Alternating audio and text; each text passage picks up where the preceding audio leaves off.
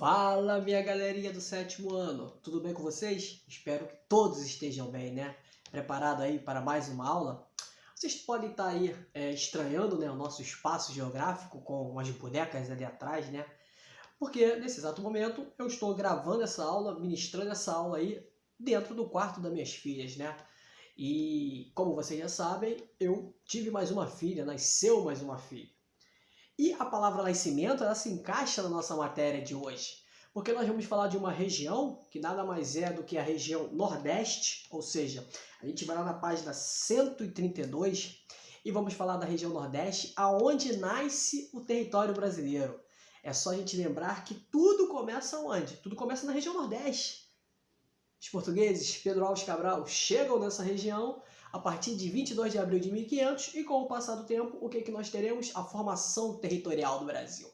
Então, na página 132, galerinha, a gente começa o quê? A gente começa a falar sobre as questões naturais do Nordeste, né? O Nordeste tão falado, o Nordeste da cana-de-açúcar no período Brasil Colônia, o maior fator econômico do Brasil Colônia que dura 150 anos aí, de riqueza à decadência no passar da história, né? Então, aspectos gerais, né? Então a gente começa a falar sobre os aspectos gerais da região Nordeste aqui no livro de vocês, que começa assim, galerinha.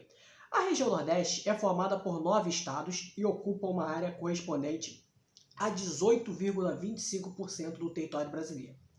No relevo, destaca-se o Planalto da Borborema, a planície costeira e a depressão sertaneja. Na hidrografia, o principal curso de água nada mais é do que o Velho Chico, Rio São Francisco. No Nordeste predomina o clima tropical, que em algumas áreas apresenta características de semiaridez, influenciando a ocupação do espaço e as relações sociais e econômicas da região. Então, os fatores climáticos, né, principalmente o clima quente, ele vai ser primordial para as questões sociais e econômicas desse espaço gigantesco, né, dessa primeira região a ser ocupada aí no território brasileiro. Então, como eu falei para vocês, né, uma região aí formada por 9 estados, e a gente vê os estados aqui na tabela, né? Alagoas, Bahia, Ceará, Maranhão, Paraíba, Pernambuco, Piauí e Rio Grande do Norte e Sergipe. As questões naturais do Nordeste, elas vão seguir os moldes do território brasileiro. E quais são os moldes do território brasileiro? Diversidade, né? Diversidades naturais. Eu não posso chegar para vocês e falar assim, não, Brasil só tem um tipo de clima, Brasil só tem um tipo de relevo, Brasil só tem um tipo de vegetação, diversidade. Como o Nordeste é uma região grande, com 9 estados, nós teremos o quê? Nós teremos uma diversidade natural que a gente já começa a acompanhar agora nesse exato momento. Principal aí forma que nós vamos dar início é as questões de relevo do Nordeste. O relevo da região é formado por planaltos que comportam um conjunto de serras e chapadas, depressões onde predominam colinas amplas e de baixa altitude e planícies costeiras.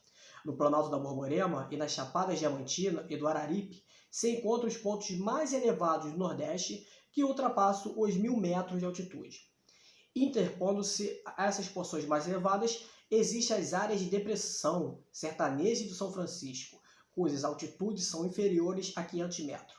Ao longo da extensa planície litorânea, predominam altitudes inferiores a 100 metros. Então, nós podemos notar uma diversidade nas questões de relevos. Planaltos, né? O Planalto da Borborema, um dos mais importantes, planícies e depressões, depressão sertaneja, planície costeira. Então, nós podemos notar que, como todo o território brasileiro, o Nordeste não é diferente. O Nordeste ele tem algumas diversidades, algumas diferenças ligadas aí à famosa questão da diversidade natural, né? Na página 133, a gente vai falar do fator climático. E o fator climático ele gera muitas questões sociais que a gente vai ver no decorrer das próximas aulas, né? Então vamos lá, galerinha.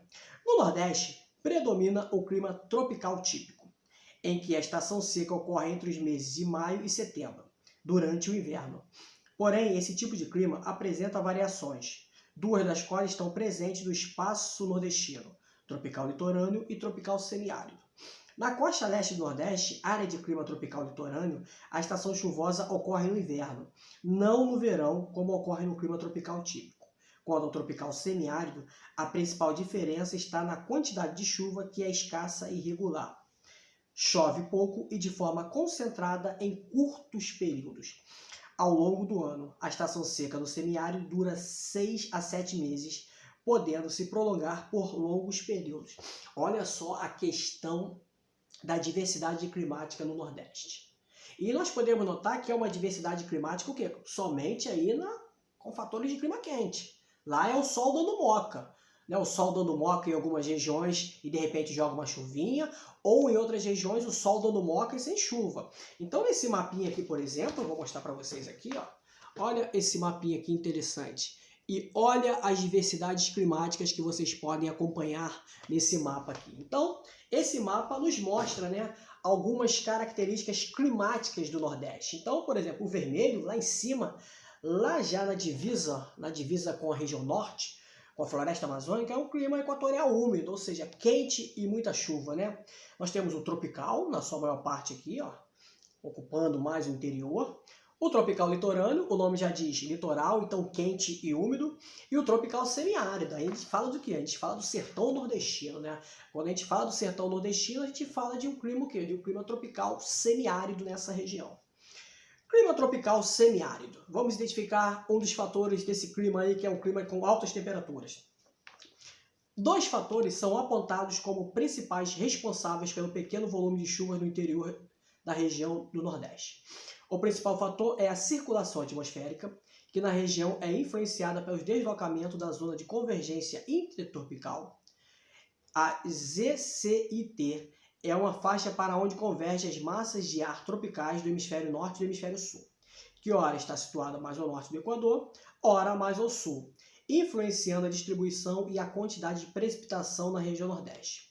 O deslocamento da ZCIT também são influenciados pelo aquecimento das águas do Atlântico, pelos fenômenos El Niño e Laninha, que corresponde respectivamente ao aquecimento e ao resfriamento das águas superficiais do Pacífico. Outro fator é a escala local, está relacionado à presença do Planalto da Borborema, que funciona como barreira natural às massas de ar carregadas de umidade que chegam do Oceano Atlântico. Ao encontrar essa barreira, as massas se elevam e se resfriam.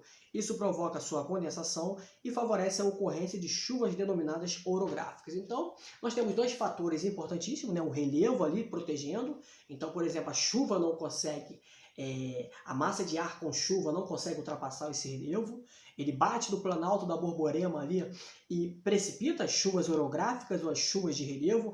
Ele não consegue ultrapassar esse relevo e chegar onde? Chegar na região nordestina, no sertão nordestino. Por isso aquela região tem altas temperaturas. Então nós temos, por exemplo, uma barreira natural, né? Essa barreira impede as massas que vêm do Oceano Atlântico e em direção ao interior do Nordeste aí, aonde nós teremos a região semiárida, que nada mais é do que o sertão nordestino. Então nós podemos analisar essas questões, né? Virando a página, a gente entra nas questões de vegetações. Vegetação do território, né? Vegetação do Nordeste. O relevo da região Nordeste apresenta formas variadas, que associada aos típicos climáticos e aos solos da região, resultam na ocorrência de formações de vegetações específicas. Nas áreas mais úmidas, onde predomina o clima tropical litorâneo, há a ocorrência da Mata Atlântica. Nas planícies costeiras, há a formação de vegetação litorânea, constituída por manguezais e pela vegetação de restinga. A caatinga é típica da área de clima tropical semiárido. Trata-se de uma vegetação que apresenta plantas com aspectos retorcidos, cactos e plantas espinhosas. Nela predominam as espécies vegetais arbustivas e herbáceas. As arbustivas, como cactos, geralmente apresentam folhas pequenas, de grossa espessura e espinhos, que evitam a perda de água por evapotranspiração. Entre as espécies de árvores que ocorrem na caatinga, algumas se destacam por continuarem folhadas ao longo da estiagem, como é o caso dos zuazeiros.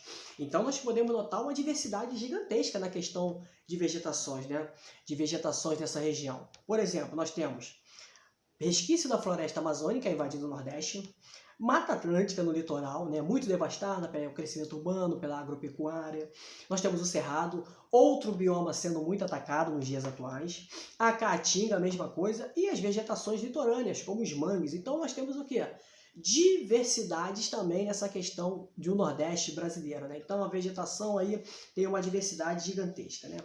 O sertão nordestino. Se a gente fala de sertão nordestino, a gente lembra logo de uma área quente, uma área com indicadores sociais muito complicados. Principalmente é uma área onde falta água, falta chuva, secas e pobreza ao extremo, né? Vamos identificar aí algumas características do Nordeste. A área de ocorrência do clima tropical semiárido e de predominância da caatinga. É denominado sertão nordestino ou nordeste seco.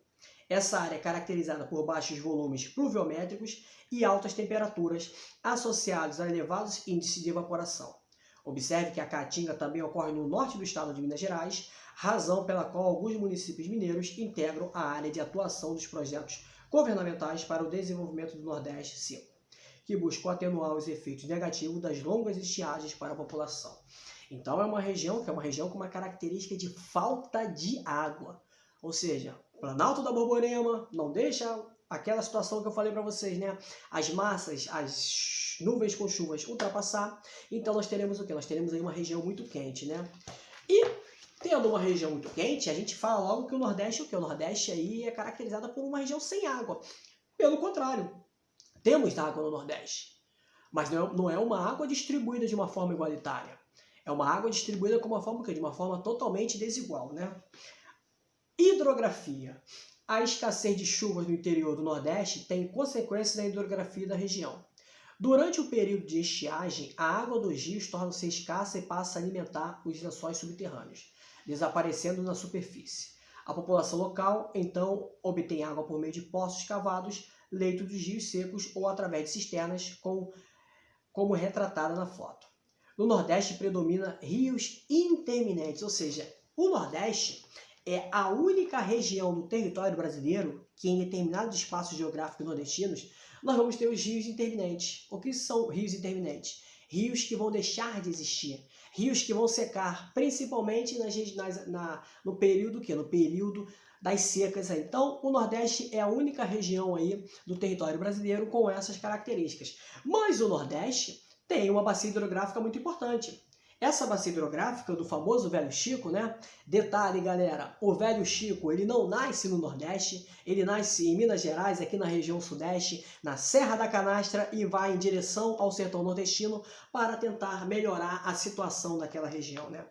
O Rio São Francisco, popularmente conhecido como Velho Chico, possui o maior volume de água e o mais importante rio da região. É perene, graças à localização de suas principais nascentes, na Serra da Canastra, em Minas Gerais, onde há elevados volumes pluviométricos. As águas do São Francisco são utilizadas para diversas finalidades, como pesca, agricultura, produção de energia elétrica, transporte de cargas, projetos de irrigação. O uso intensivo do rio, no entanto, causa problemas ambientais como o assoreamento, o desmatamento das suas margens e a poluição. Então é um rio que é muito usado. É um rio que é um rio perene. O que são rios perenes mesmo? Vamos lembrar da aula de hidrografia no 6º ano? Rios perenes, rios que nunca vão secar. Principalmente porque esse rio, como eu acabei de falar para vocês, é um rio que, galerinha? É um rio que vai nascer numa região chuvosa. Serra da Canastra, em Minas Gerais. Ou seja, vai ser muito abastecido, ele vai ter força para atravessar o Nordeste, passar por regiões quentes, aonde ele vai ter essa suma importância. E qual é essa suma importância aí? Ele vai servir para pesca, fatores econômicos, irrigação, agricultura, mas o seu uso de uma forma de uma forma inadequada, de uma forma sem controle, vai gerar impactos ambientais. O Velho Chico aí, ou o Rio São Francisco, ele vem passando aí por situações de uma transposição, né? Modificar o rumo de partes aí do rio, do percurso desses rios aí, para ir em regiões mais quentes e municípios onde a escassez da água é gigantesca. Então, de um modo geral, aonde o Brasil nasceu, né? É só a gente lembrar do início da nossa aula aqui, nessa sala, nesse quarto bacana das minhas filhas, nascimento da minha filha, aonde o Brasil nasceu, nós começamos a falar dessa região, né? Uma região de suma importância, com fatores econômicos importantes.